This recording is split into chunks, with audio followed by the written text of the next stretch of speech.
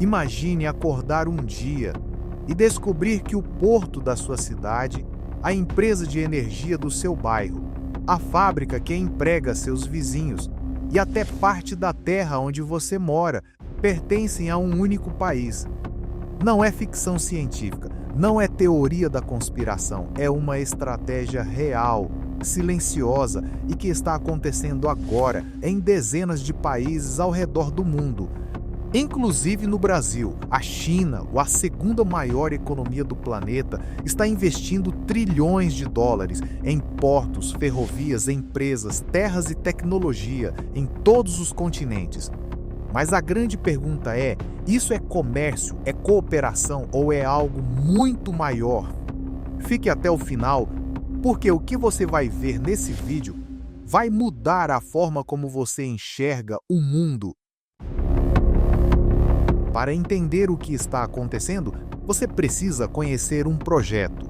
Seu nome oficial é Iniciativa Cinturão e Rota, mas o mundo conhece como a Nova Rota da Seda. Foi lançada em 2013 pelo presidente da China, Xi Jinping.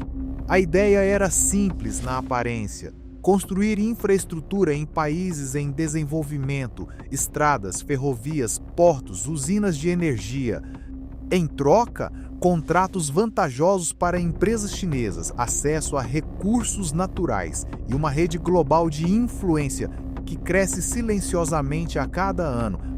Hoje, mais de 150 países fazem parte desse programa. 150 países, para ter uma ideia. A ONU tem 193 membros no total.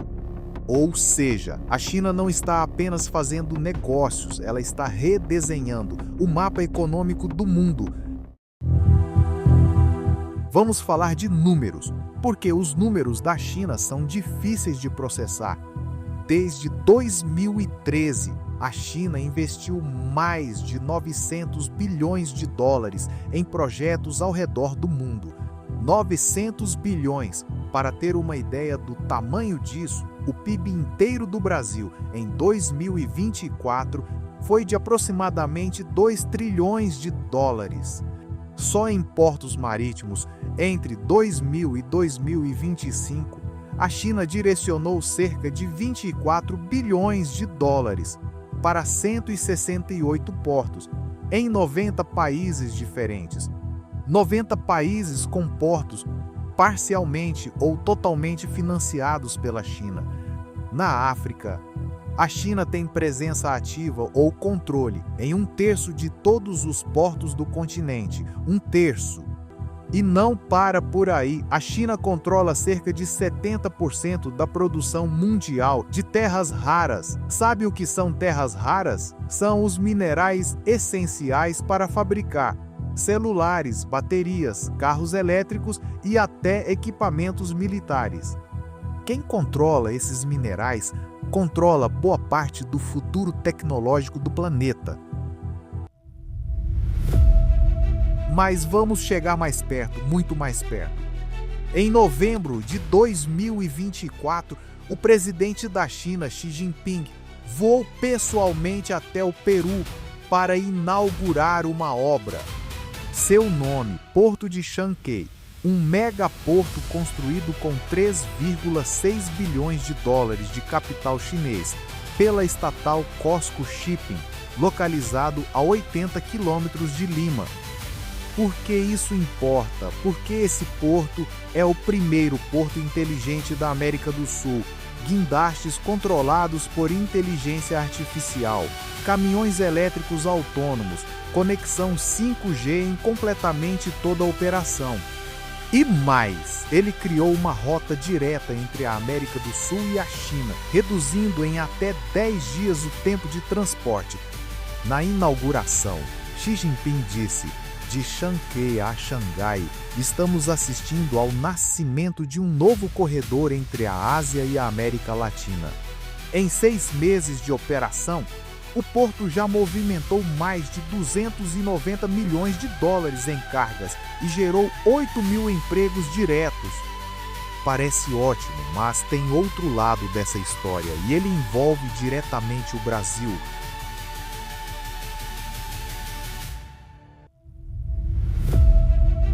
O Brasil é o maior país da América do Sul, a maior economia da região, e em 2025 foi o principal destino de investimentos chineses no mundo inteiro. Em 2024, os investimentos chineses no Brasil saltaram 113%, chegando a 4,2 bilhões de dólares, tornando o país o terceiro maior destino global do capital chinês. E esses investimentos não estão em lugares qualquer, eles estão em ativos estratégicos. Vamos por partes. Nos portos, a empresa chinesa China Merchants Port assumiu o controle do terminal de contêineres de Paranaguá, um dos maiores do Brasil. A estatal Sofco inaugurou seu maior terminal de grãos no Porto de Santos, e outras empresas chinesas já sinalizaram interesse no Tecon 10, que seria a maior instalação portuária de contêineres do Brasil, também no Porto de Santos. Nas ferrovias, a CRRC, maior fabricante de trens do mundo e é chinesa, vai abrir fábrica em Araraquara, São Paulo, e já assinou contrato para fornecer 44 trens ao metrô de São Paulo. Na energia elétrica, a State Grid chinesa lidera obras de transmissão elétrica no valor de 18 bilhões de reais em território brasileiro. No agronegócio, empresas chinesas controlam parte importante do processamento de sementes no Brasil, incluindo o Banco Genético de Milho Brasileiro, que foi para as mãos de grupos ligados ao governo de Pequim. E os carros, a BYD, maior fabricante de carros elétricos do mundo, está construindo em Camaçari, na Bahia, a maior fábrica de veículos elétricos da América Latina, com investimento previsto de 5,5 bilhões de reais. Isso sem contar a Shen, que domina o varejo online brasileiro, a Huawei, presente na infraestrutura de telecomunicações do país há 26 anos, e dezenas de outras empresas que chegam sem fazer barulho. Tudo bem, mas muita gente vai dizer, isso é apenas comércio normal. Países investem uns nos outros o tempo todo. Não tem nada de errado nisso. E aqui está o ponto mais importante desse vídeo, porque há uma diferença fundamental entre o que a China faz e o que outros países fazem. A maioria dos investidores estrangeiros busca retorno financeiro, querem lucro, ponto. A China também quer lucro, mas não só isso. Grande parte das empresas que investem no exterior são estatais, controladas diretamente pelo governo de Pequim. E quando uma empresa estatal investe em um porto, em uma ferrovia, em uma usina de energia, ela não está só pensando em dividendos, ela está pensando em posicionamento estratégico, em acesso a recursos, em influência política, em controle de rotas. Analistas alertam: o Brasil não tem uma política nacional clara para proteger seus ativos estratégicos de investidores com interesses que vão além do puramente comercial. E enquanto o debate continua, os acordos continuam sendo assinados.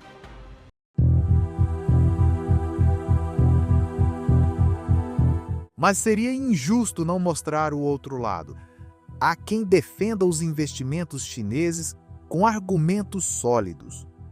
Primeiro, o Brasil precisa de infraestrutura, muito, e o governo brasileiro não tem dinheiro para tudo. Se a China quer construir portos e ferrovias aqui, isso pode ser bom para o país. Segundo, pesquisas mostram que 63% dos africanos acreditam que a influência chinesa em seus países é positiva, gerou empregos, gerou infraestrutura, conectou regiões isoladas ao mercado global. Terceiro, o porto de Chanqué, no Peru, criou 8.000 empregos diretos em menos de um ano, reduziu os custos logísticos em 20% e já movimenta quase 300 milhões de dólares em cargas. Os defensores dizem: o problema não é de onde vem o dinheiro, o problema é saber negociar bem. E tem razão em um ponto. A China oferece o que muitos países ocidentais não oferecem: velocidade, escala e disposição para investir onde ninguém mais quer. A questão real não é se aceitar ou rejeitar. A questão é em que condições e com qual estratégia de proteção.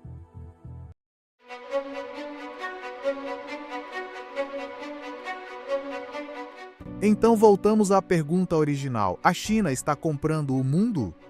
A resposta honesta é: não exatamente, mas está comprando partes muito estratégicas dele.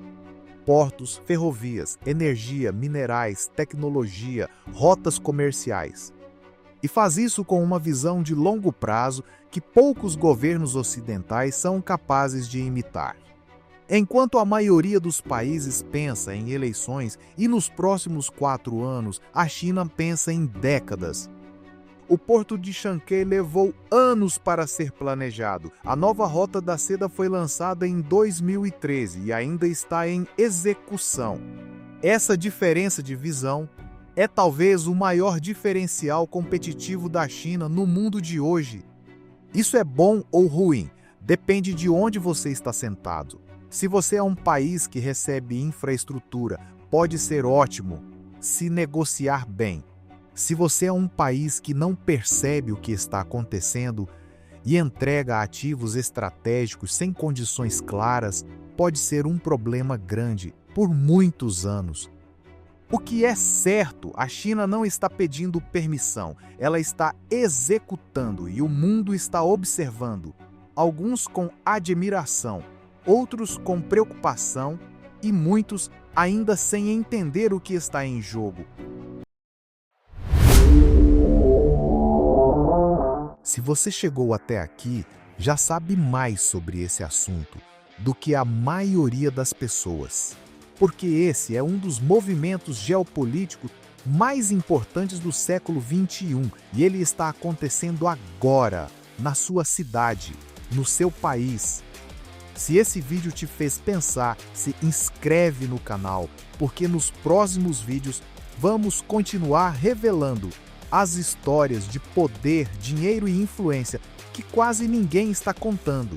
A decisão é sua, mas o jogo já começou.